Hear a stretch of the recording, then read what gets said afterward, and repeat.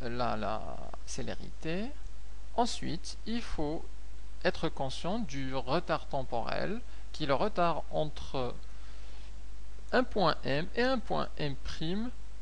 C'est le temps que met l'onde pour passer du point M au M'. Et l'exemple de la vague de surf est assez parlant. Alors on continue donc et on parle des ondes mécaniques périodiques. Alors les ondes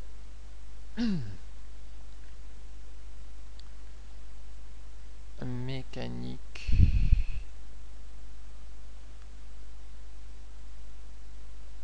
périodiques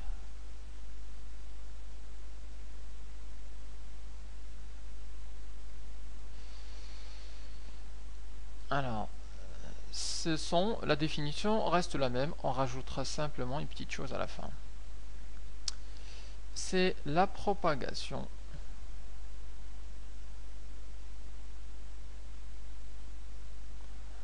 d'une perturbation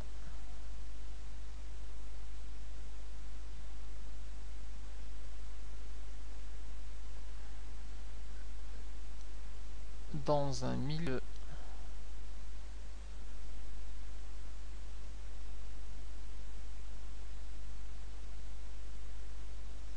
matériel avec transport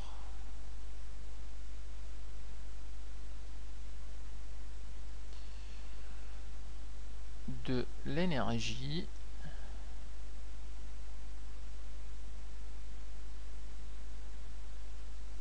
sans transport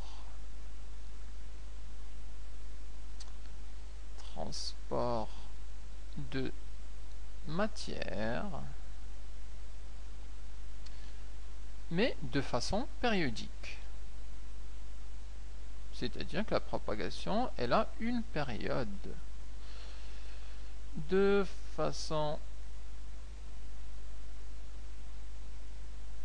périodique.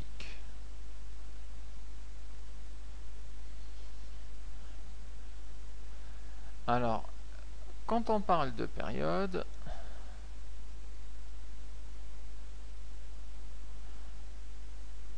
ou d'onde périodique,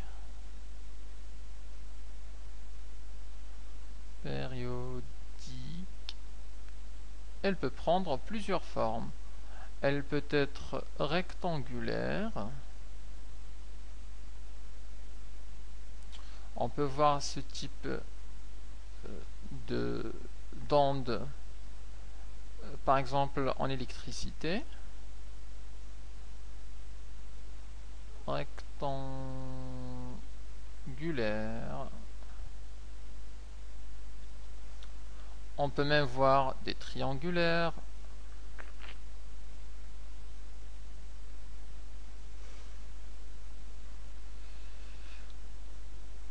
Donc triangulaire.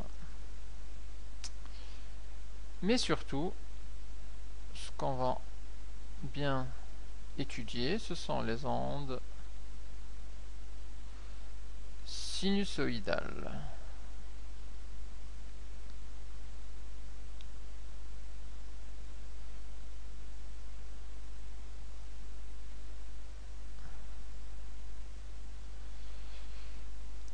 On verra dans le supérieur que l'étude de ces ondes particulières, rectangulaires, triangulaires, revient à étudier une onde sinusoïdale un peu particulière. Donc on s'intéressera principalement en ondes périodiques aux ondes sinusoïdales. Alors par exemple,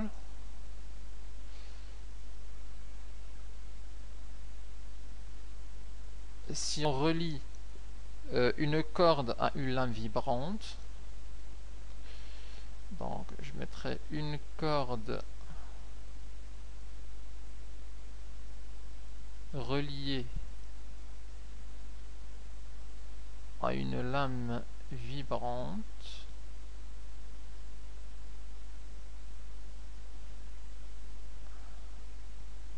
lame vibrante. Donc on a ici une lame qui se déplace de haut en bas de façon périodique et de façon particulièrement sinusoïdale, et on a la corde qui va osciller de façon sinusoïdale et qui va transmettre en fait cette onde. Un deuxième exemple, c'est une cuve à ondes avec un vibreur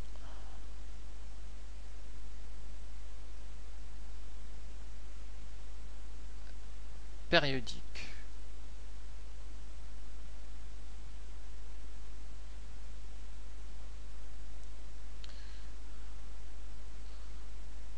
Exemple, si je la mets là, alors si on met ici notre vibreur, je relie le vibreur à une règle comme ceci. Le vibreur est là. Donc lorsque le vibreur vibre, on a des ondes rectilignes qui se déplacent dans la cuve à ondes.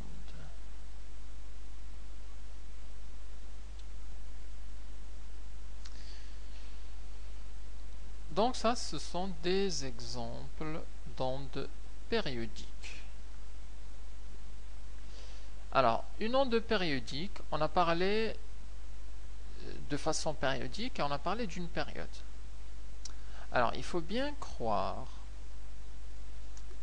et surtout bien comprendre que les ondes périodiques n'ont pas une seule période, mais deux périodes. Car une onde périodique, en fait, a deux aspects. Elle a un aspect temporel qui va nous donner une période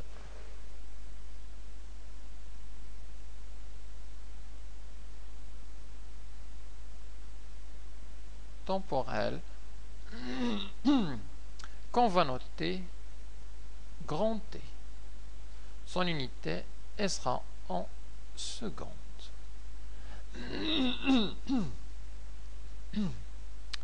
Pardon. Et donc, en particulier, lorsqu'on dessinera une allure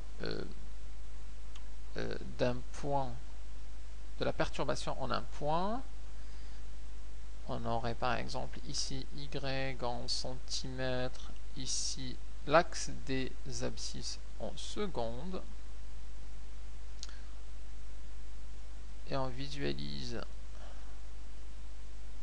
l'évolution du point en fonction du temps. La période de ce signal est ce qu'on appelle grand T, la période temporelle de l'onde, qu'on peut soit calculer à partir de deux crêtes successives, ici, ou alors à partir du passage au zéro ici, passage du positif au négatif, passage au positif au négatif, donc de là à là, c'est la même période. Donc la période temporelle, on la retrouve lorsqu'on a l'allure du déplacement d'un point en fonction du temps. Et j'insiste sur en fonction du temps, il faut que l'axe des X soit temporel. C'est là où on verra la période temporelle.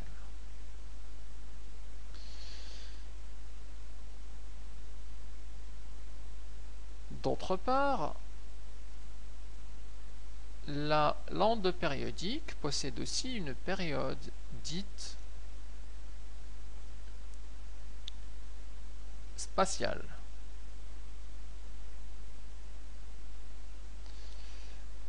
C'est une période spatiale qu'on nomme lambda, ayant pour unité le mètre, qu'on nomme la longueur d'onde.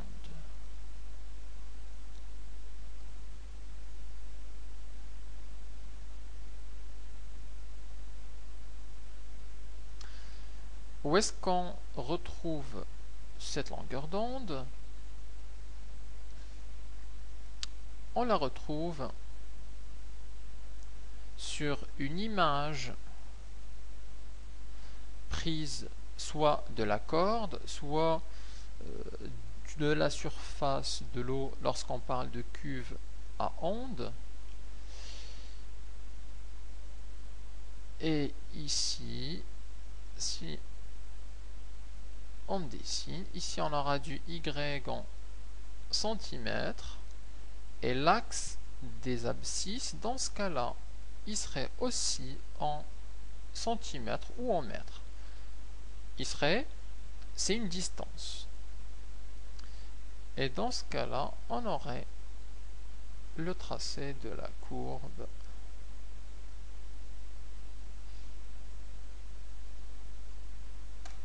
sinusoïdale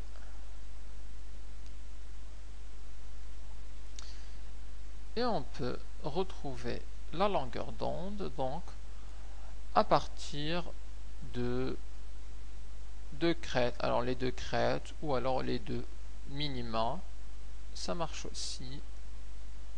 Ici, on a le lambda. Et le lambda, il est en mètres. Pareil, il faut bien faire attention. Pour avoir le lambda, il faut avoir un axe en mètres. Pour avoir le t en secondes, il faut avoir un axe en secondes.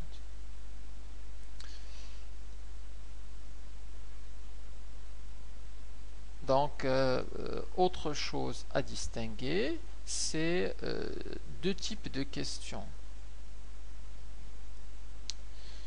Alors, dans l'une des questions, on dira tracer l'image de la surface d'eau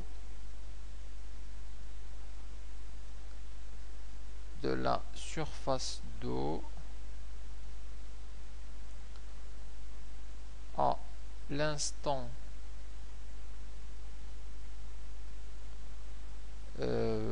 admettons t égale 2 secondes et la question où on demandera de tracer l'allure de mouvement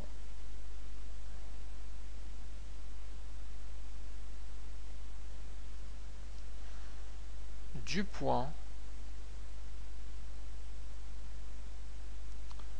m en fonction du temps.